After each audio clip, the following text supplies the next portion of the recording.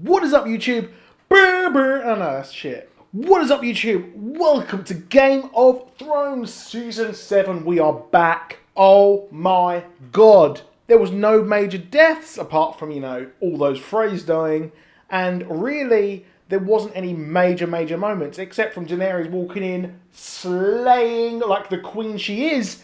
But this episode was amazing. It was absolutely gripping. Minus that very on the nose Ed Sheeran bit, which I really did not like. But this was stunning. So let's start off from the start where we have got wow the fray. Shit went down. We got the reverse red wedding. Just damn. I was watching this, I was like, why are they starting with Walder Frey? I obviously know how important Walder Frey is. But then, the minute he started saying that, well, he was just hinting towards that everyone is actually kind of bad and all that, well, that is when I realised that that is not Walder Frey, obviously. And absolutely slaying. And we get that reverse red wedding there. And it just goes to show just how absolutely royally fucked the Lannisters actually are. They are completely screwed. Now, they are absolutely screwed. Now, what was really cool was in this episode, we saw, obviously, the fallout of last season. We had Cersei Lannister talking to Jaime, and then they were on that huge board of the map of Westeros, and he is just trying to talk about the death of their kids, and she is having none of it. Seemingly, she just does not care, and it just goes to show that she only cared about them because she cares about power, which, wow, they kind of don't actually have anymore. As he points out, you only kind of have two kingdoms. And I love the way that this was actually kind of merged together when we see Arya, when she's going towards, obviously, King's Landing, and she talks to Ed Sheeran, the kid from This Is England, and the rest of them, and they show that, well, it kind of really does match up the fact that, well, the Lannisters, their armies are defeated. I think this is the first time we've actually seen some nice soldiers. We've actually seen them looking weak. They haven't got much food. I mean, they're sitting down. They're jovial. And it doesn't seem like they are the fighting force that they once were. Every time we'd run into Lannisters on the show, every Lannister soldier, they really were scary and mean and ready to absolutely cut you down. But here, they are not. So there is that as well. Now we get to see Jon Snow and Sansa openly bickering and seeing that, well, we've got Sansa who is openly questioning him, which I wouldn't stand for.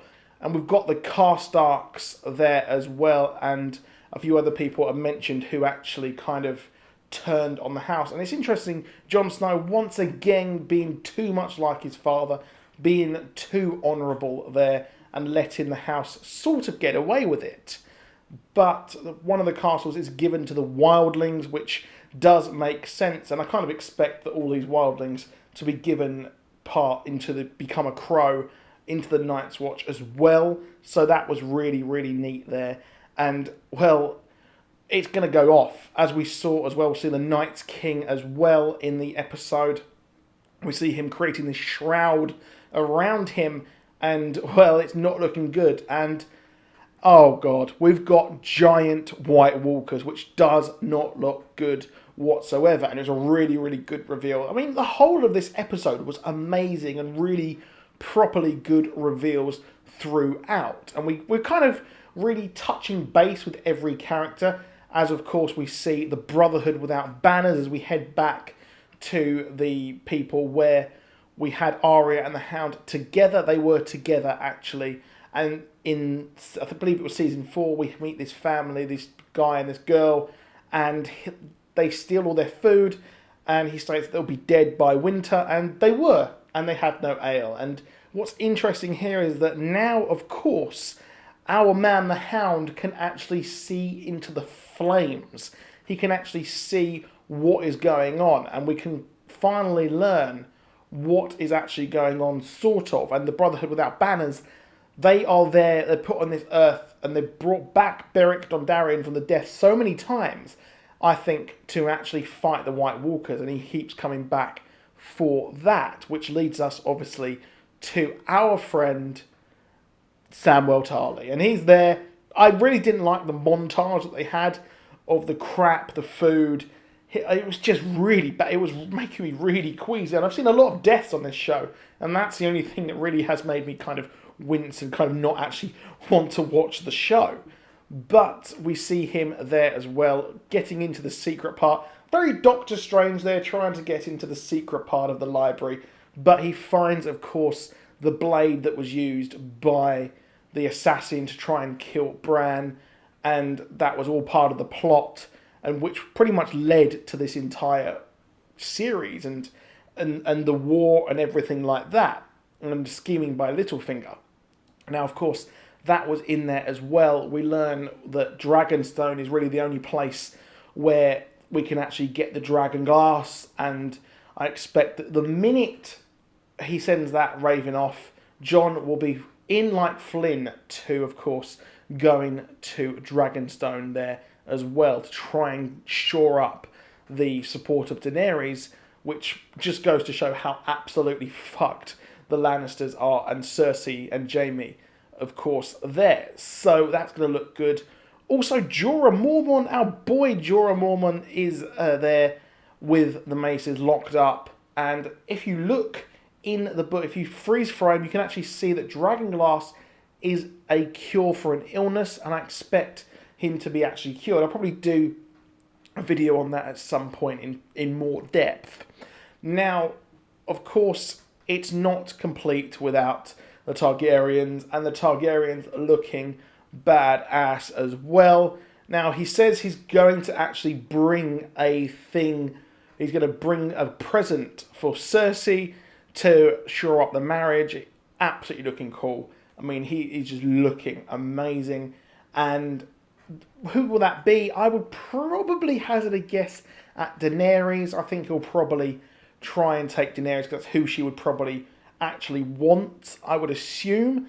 Now, that's just me. That's just some speculation off the bat there, to be honest. Now, the rest of the show was really, really good. I liked the fact that when we were with the Brotherhood Without Banners, we see the Hound look into the flames, and now he has compassion.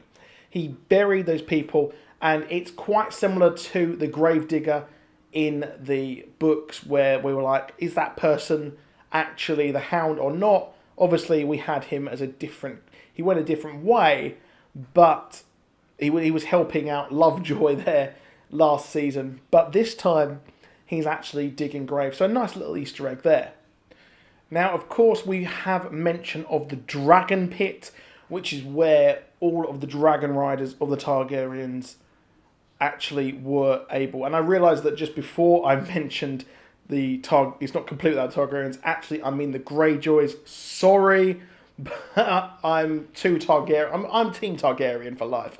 I'm very sorry about that. But we have the mention of the Dragon Pit as well. That is in ruins, and I expect that will probably come back. I expect the dragons possibly to be kept there or near there. That'd make a fitting point there. And we've got wars coming. I expect that this is now setting up for the final war.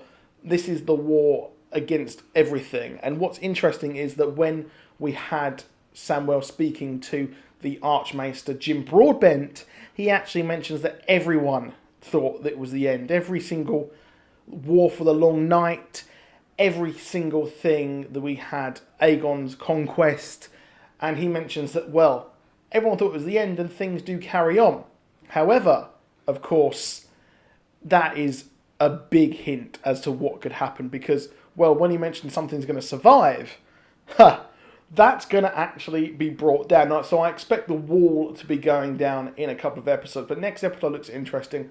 I think the first couple of episodes will be us dealing with the Daenerys versus Cersei part, and then we can finally head towards the actual final war, which is against the White Walkers and the Night's King. So that's it for this video. Please do drop a like, please do subscribe, and I'll see you soon. Goodbye.